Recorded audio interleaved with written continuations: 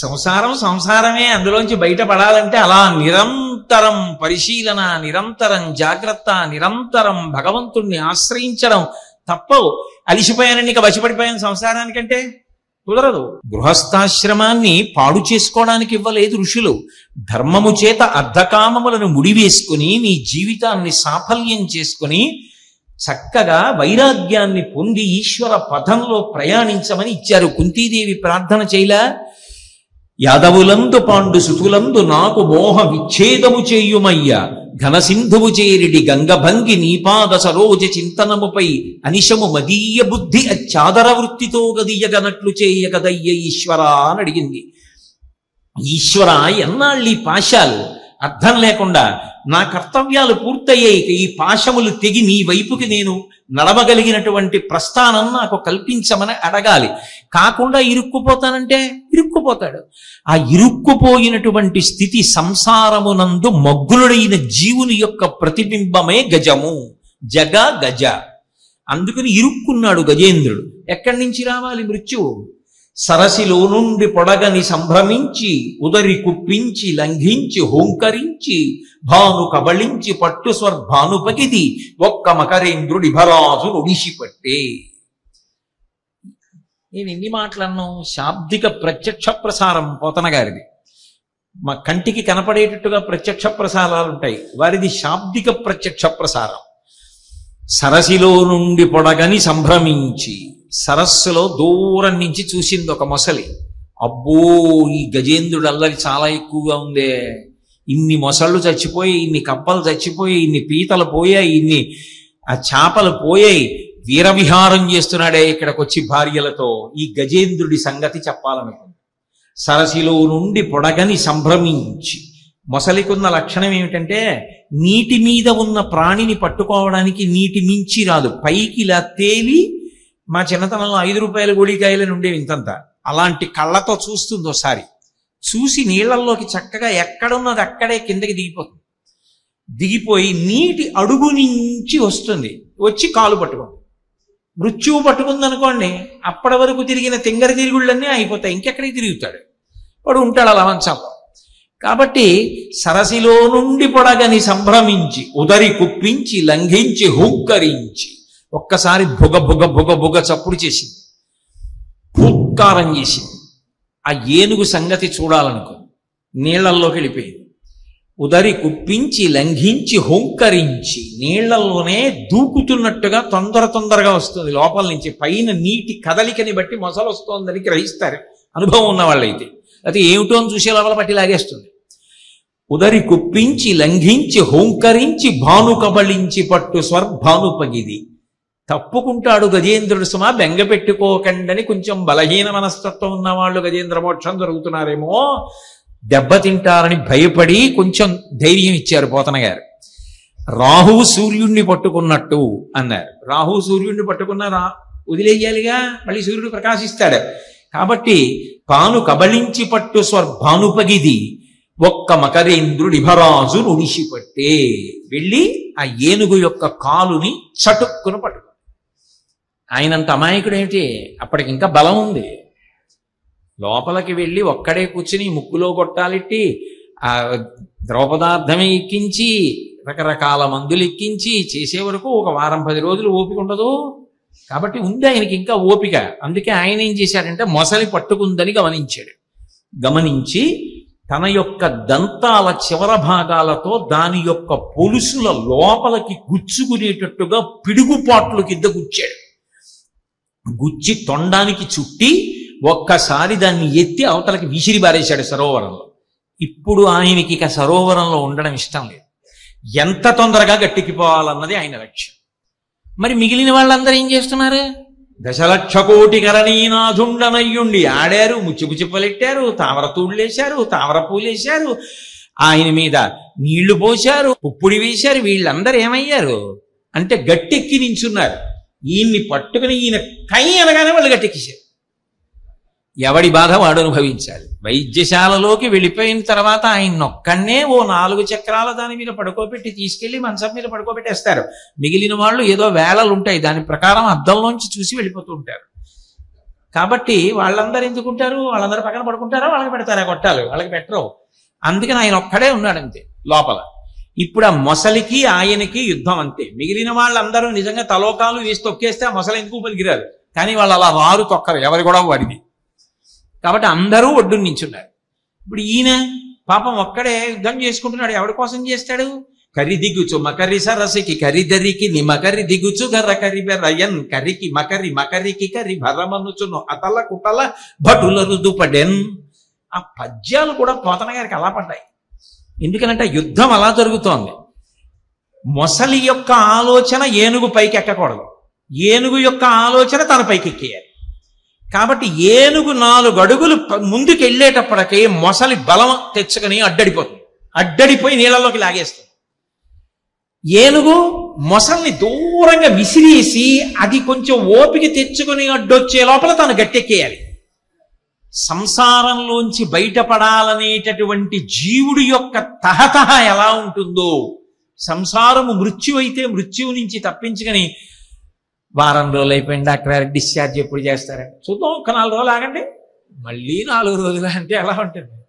కాబట్టి కరి దిగుచు మకరి సరిసికి కరిదరికి నిమకరి దిగుచు కర కరి బెరయన్ కరికి మకరి మకరికి కరి భరమనుచును అతల కుటల భటులరుదు పడేన్.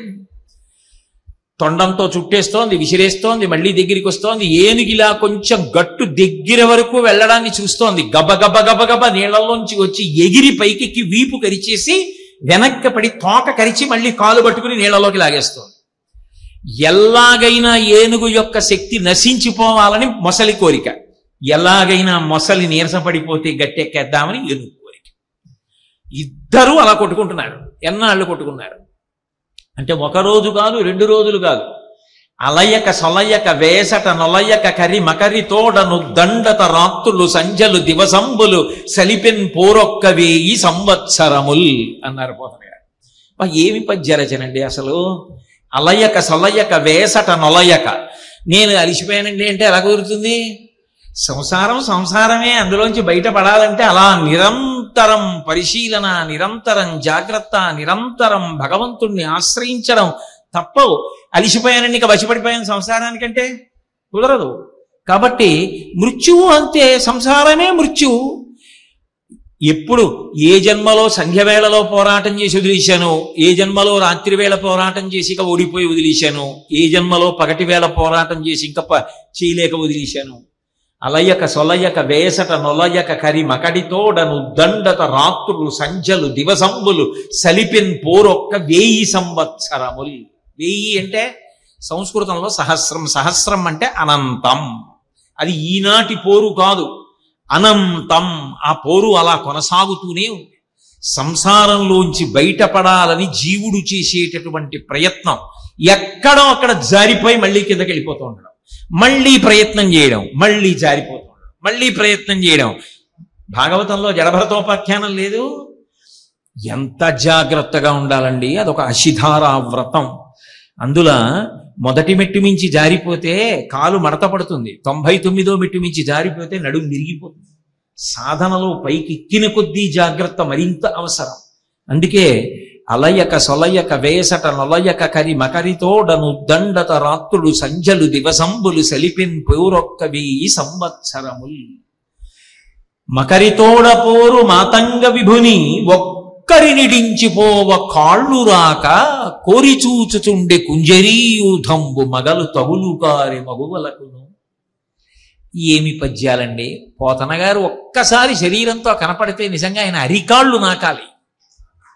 ఏమి పద్యరచన మహానుభావుడిది అంటారు. మకరితోడపోరు మాతంగ విభుని. ఆ మొసలితో పోరాడుతున్నటువంటి తన భర్త అయిన ఏనుగుని ఇన్ని లక్షల కోట్ల ఆడ ఏనుగులు చూస్తున్నాయి, గట్టెక్కి నించున్నాయి. ఒక్కరిని డించిపోవ కాళ్ళు రాక. అలసి సొలసి సంసారంలో నా భార్య నాకు ఉండవలసిందే, నేను కాదన్ను, కానీ పక్కన భగవంతుణ్ణి ఆసరా చేసుకోకుండా మునిగిపోతే వచ్చే ప్రమాదం చెప్తున్నాడు. ఆఖరికి ఏమైంది? వృద్ధాప్యం వచ్చింది. అప్పుడు తీసుకెళ్లి వైద్యశాలలో పెట్టారు. సంసారమునకు చుట్టతొలి స్థితి మృత్యువే కదా, మళ్ళీ పునర్జన్మ కోసం పెడితే కొడుకు ఏమంటాడు? ఇప్పుడే వచ్చేస్తున్నాడని వస్తాడు. ఆయన మాత్రం ఏం చేస్తాడండి, 4 రోజులు ఉంటాడు, 5 రోజులు ఉంటాడు, 10 రోజులు ఉంటాడు. అమ్మ అంతగా ఏమైనా అయితే ఒక్కసారి ఫోన్ కూడా అక్కర్లేదు, SMS కమ్ అని పెట్టమ్మా, సి అని పెట్టి వచ్చేస్తానంటాడు. అంతగా ఏమైనా అయితే అంటే ఏంటి, ఆయన వెళ్ళిపోతాడు. పాపం ఆవిడ మాత్రం ఏం చేస్తుంది, శుభకార్యాలకు వెళ్ళడం కూడా మానేసేసి అక్కడే తిని ఏదో పక్కన బల్లో ఏదో వేస్తారు, దాని మీద ఆవిడ పడుకుంటుంది. కుయ్యి అన్నప్పుడల్లా లేచి ఏమండి ఏమండి అంటుంటుంది, కళ్ళు ఒత్తుకుంటుంది. అంతేగాని ఆవిడ పాలు పంచుకోగలదా, ఆవిడకి ఆయన పంచుకుంటాడా, ఆయనకి ఆవిడ పంచుకుంటుందా? ఆ విషయాల్లో ఎవరి పాపం వారిదే, ఎవరి పుణ్యం వారిదే, ఎవరి సాధన వారిదే, ఎవరి సౌఖ్యం వారిదే, ఎవరి అనుభవం వారిదే, ఎవరి ఉపాసన వారిదే. ఒకరి విలువ ఒకరికి ఆ విషయంలో తెలిసే అవకాశం ఉండనే ఉండదు, ఉంటే చాలా గొప్ప అనుగమిస్తారు. కాబట్టి ఒక్కరినిడించిపోవ కాళ్ళు రాక, తెలుగులో మనం యథార్థంగా వాడే మాట ఇది, తరచుగా వాడతాం. వెళ్ళిపోవడానికి కాళ్ళు రాలేదండి అంటారు. కాళ్ళు రాలేదండి అంటే కాళ్ళు ఎందుకు వస్తాయి అంటే మనసు రాలేదని. కాళ్ళు రాక కోరి చూచుచుండే కుంజరీయూధంబు, ఆడ ఏనుగులన్నీ ఒడ్డు నిలబడి చూస్తున్నాయి, ఏమవుతుంది ఏమవుతుంది, మా ఆయన గెలుస్తాడా, మా ఆయన గెలవాలని ప్రార్థన చేస్తున్నాయి, కుంకుమార్చనలు చేస్తున్నాయి, అభిషేకాలు చేసుకుంటున్నాయి, ప్రసాదాలు తీసుకొస్తున్నాయి, విభూతి ఎడుతున్నాయి, బొట్లు ఎడుతున్నాయి, అక్కడికి వెళ్ళి ప్రదక్షిణాలు చేస్తున్నాయి, పువ్వొట్టుకొచ్చి తలలో పెడుతున్నాయి, ఈయనతో చెవిలో చెప్పి ఏమంటే అక్కడికి వస్తానని మొక్కుకోండి అంటున్నాయి, మీది కొడుతున్నాయి, ఏదో అవి చేయగలిగినవన్నీ అవి చేస్తున్నాయి తప్ప అంతకన్నా అవి ఏం చేస్తాయి? పాలు పంచుకోవడం సాధ్యం అవుతుందా? అందుకే గజేంద్ర మోక్షణం నిత్యపారాయణ చేసుకొని ఈ సంగతి నీకు తెలుస్తుంది అన్నారు. కొన్ని నిత్యపారాయణ పెట్టారు, ఎందుకంటే ఇది బాగా రోజు చదువుకో, అందున నిద్ర లేవగానే చదువుకోమన్నారు. నిద్ర లేవగానే చదువుకుంటే పడుకోపోయే వరకు ఒళ్ళు దగ్గర పెట్టుకు బతుకుతారు. అలా ఏనుగుల ఇహలోకేంద్రుడు హస్తరంధముల నీరెక్కించి పూరించి చండమ మార్గంబునకెత్తి లేనిపోని కూడా వాళ్ళకి వెళ్ళవని. కాబట్టి మకరితోడ పోరు మాతంగ విభుని ఒక్కరినిడించిపోవ కాళ్ళు రాక కోరి చూచుచుండే కుంజరీయుధంబు మగలదగులు గారి మగుబలకును. ఈలోగా మెల్లిమెల్లిగా ఏనుగు ఓపిక తగ్గుతోంది. నీళ్లల్లో ఉందేమో స్వస్థానం, మొసలికి బలం పెరుగుతోంది. అయినా యుద్ధం ఏనుగు చేస్తూనే ఉంది, ఆపలేదు.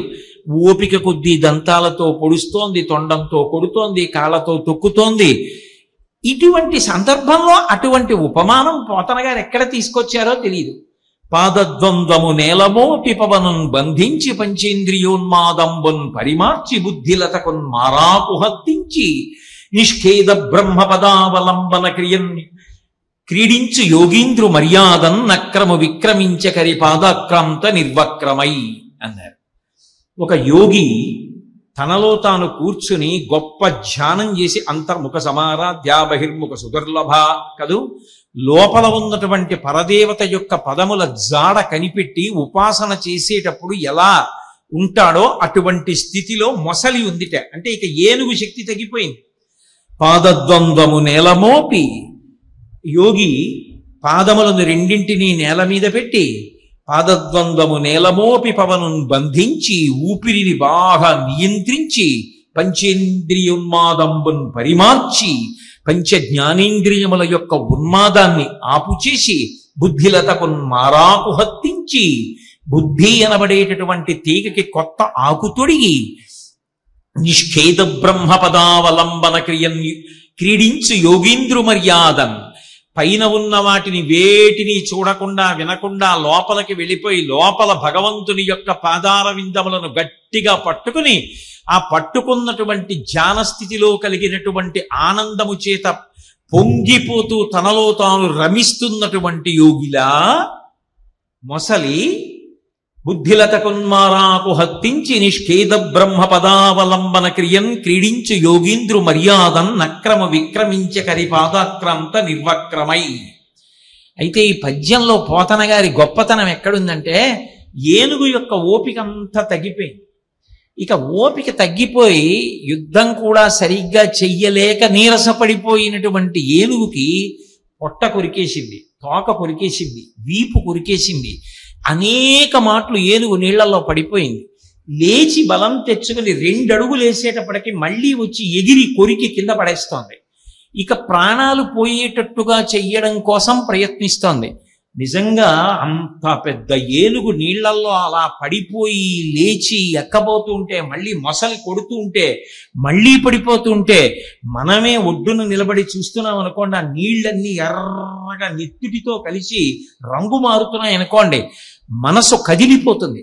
అదొక్కసారి చూపించి మిమ్మల్ని మళ్ళీ పక్కకి తీసుకెళ్లారనుకోండి, మీ కళ్ళల్లో అలా మొసలి కాలు పట్టుకోవడం, ఏనుగు కాలు కొరికేసి పుండడిపోయి కింద పడిపోయిన ఏనుగు, అది మాత్రం ఇక ఏనుగు కదలదలే అని చెప్పి పడిపోయిన ఏనుగు యొక్క పాదాన్ని పట్టుకుని కర్ర కర్ర నోట్లో పెట్టుకుని కొరికేస్తుంటే లేవలేక ఏనుగు పడుతున్న బాధ పద్యరచన చేస్తున్న పోతన గారి సున్నితమైన మనసుని కలచేస్తే ఆఖరి పాదంలో ఏమైపోయిందంటే, నిష్ఖేద బ్రహ్మ పదావలంబన క్రియన్ క్రీడించు యోగీంద్రు మర్యాదం నక్రము విక్రమించ కరి పాదాక్రాంత నిర్వక్రమై, కింద రావద్దు అన్ని మాట పడిపోయి.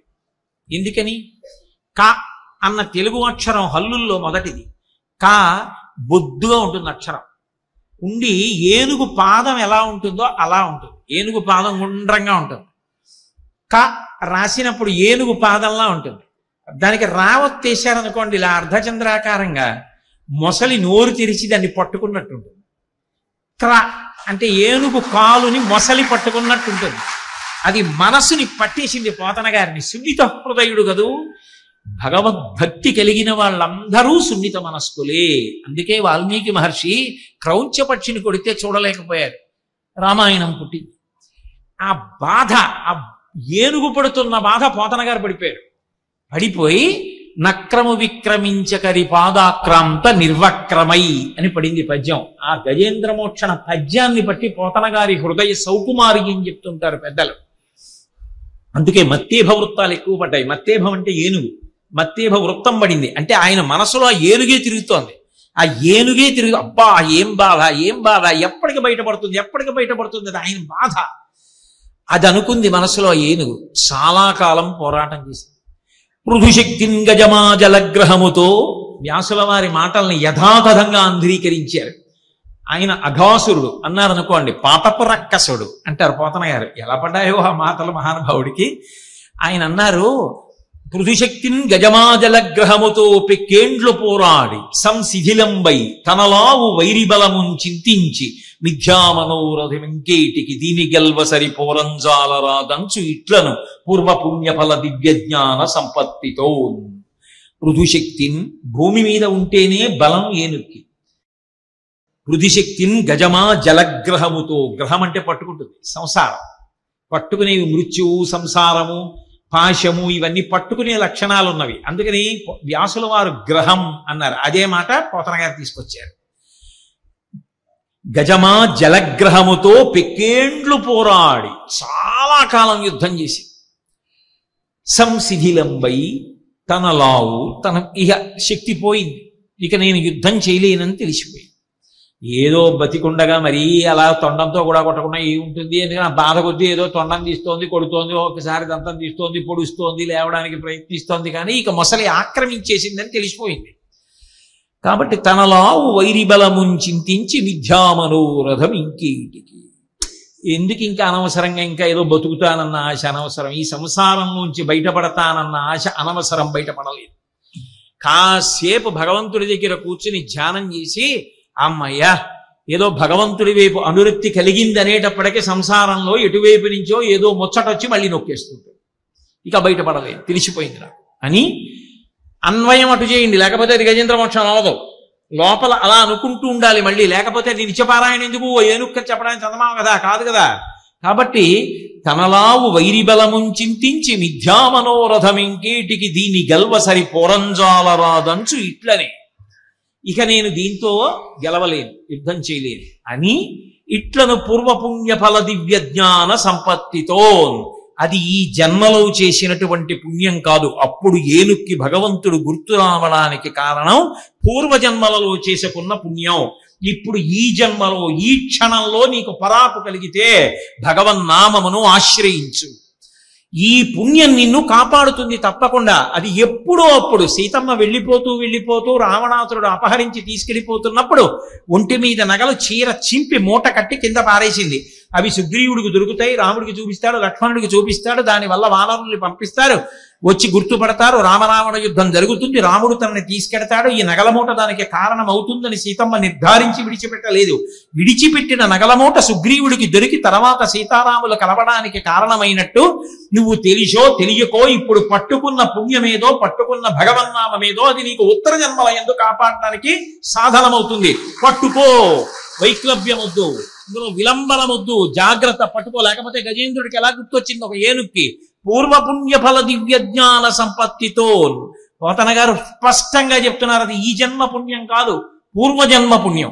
అందుకు పరీక్షిత్తు ప్రశ్న అంత గొప్పదేస్తే అంత గొప్ప జవాబు చెప్తున్నాడు. నీరాటవనాటములకు పోరాటము ఎట్లు కలిగి పురుషోత్తము చేయారాటమెట్లు మానెను ఘోరాటవిలోని భద్రకుంజరమునకున్న అడిగాడు. పూర్వపుణ్య ఫల దివ్య జ్ఞాన సంపత్తితో అని ఇప్పుడు అంటున్నాడు గజేంద్రుడు.